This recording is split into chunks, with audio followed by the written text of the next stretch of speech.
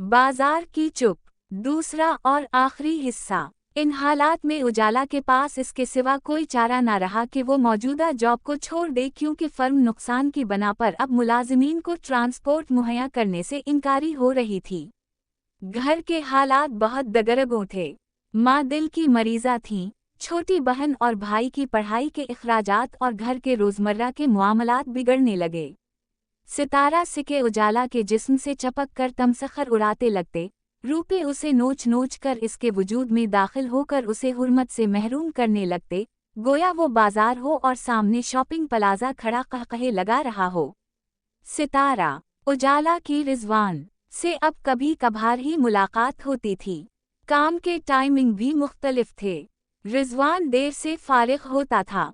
उजाला दोस्ती की राह से गुजरकर मोहब्बत में मुब्तला हो चुकी थी।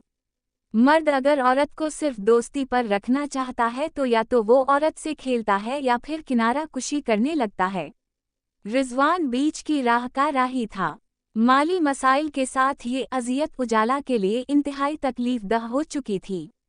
शायद वो माली मसाइल को बर्दाश्त कर लेती अगर रिजवान इसका साथ देता, मगर अब चमकती दुनिया में रिजवान की मंजिल बदल चुकी थी। सितारा उजाला की रूह पर नाकर्दा गुनाह के सांप थे और वो खुद को खुद से कुअर्च कर दफना देना चाहती थी। सितारा फिर एक उदास शाम शॉपिंग प्लाजा की पार्किंग एरिया में उजाला का खून आलूद वजूद खामोश पड़ा था। अंधेरा फैल चुका था, दुनिया बेखबर थी। सितारा शाम पहले जर्द हुई और चीखी, फिर सरमई हुई और नाचने लगी, और आखिर में हमेशा के लिए खुद में डूब गई। ना जाने कौन हारा था और कौन जीता था।